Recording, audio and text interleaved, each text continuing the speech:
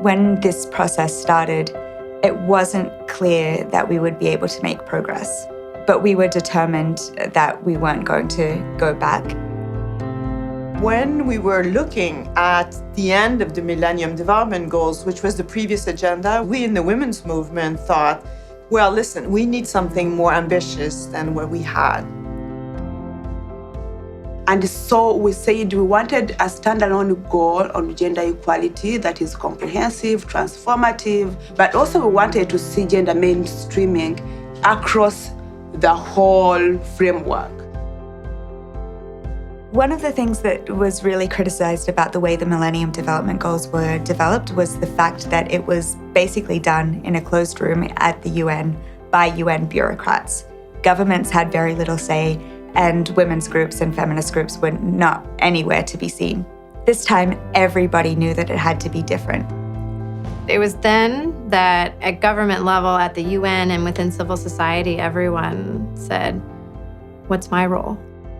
We decided to organize all women's organizations together in something called the Women's Major Group, which is a platform for negotiation which brings together more than 600 networks and groups of women from all over the world working on all issues, from health to education to peace and security to human rights to climate change. And we developed a common platform to engage governments across the board on women's rights.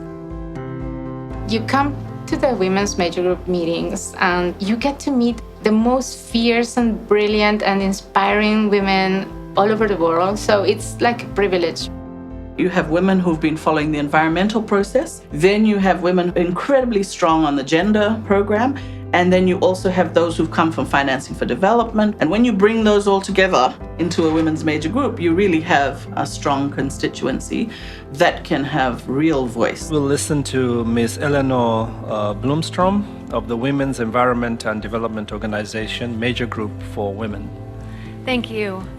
We see that the post-2015 agenda has incredible potential to turn aspiration into reality and to end structural inequalities. Gender equality and women's rights are a central ambition.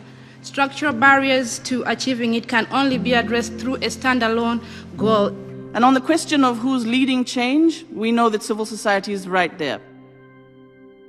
There were 2 or 3 big issues that were very, very contentious. And one of those things was on sexual and reproductive health and reproductive rights. I saw Ambassador Kasesi Bota run to the room, and she stayed in there for a while and made the point that reproductive rights absolutely had to be there. I remember how difficult it was to navigate. I literally had to have a chair marked with my name in the negotiating room, and I stayed there the whole day and night to ensure that we have a go on sexual and reproductive health and rights. I think that that was really important to have an African voice in there, because there were countries like Nigeria that were trying to say that for Africa, this is not a priority and this is not important. You know that if you don't get that wording, someone is going to be disappearing. A woman in Mexico, in the coast, is going to lose her house. This is why it makes it so crucial. This is why we work so hard. The final decision was up to the co-chair, and we were really nervous about that. When we got the final document, and this was after a full night of negotiations into the next day, and we saw that it was there in some way, it felt amazing. It felt validating that we had fought so hard to get it in, and they felt that they could not leave it out of the agenda.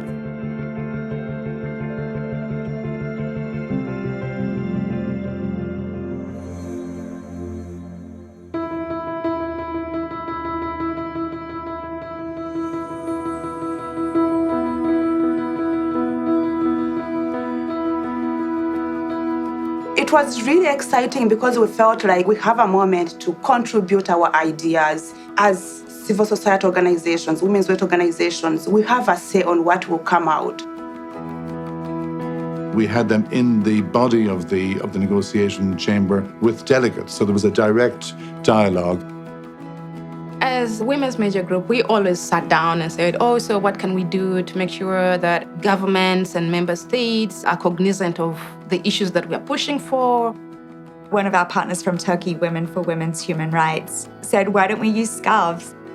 Every day we had a different color scarf along with fact sheets printed on paper that said, this is the issue that we care about and this is what we want to see in the final agenda. The stakes for myself and the ambassador of Kenya were that failure was simply not an option.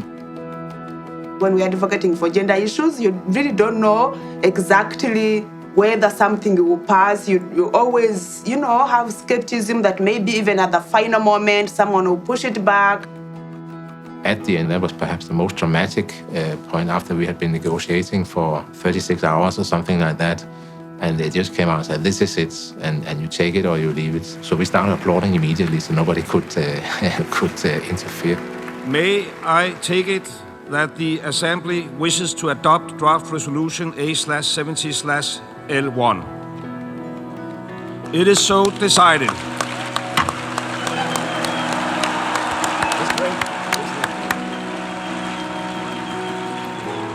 When we finally gavelled the agreement through, the civil society partners were there at the very end. They were dancing and cheering in the aisles along with everybody else. And I think that's important going forward because they have a sense that they helped to create them and they also will have a crucial role in implementing them.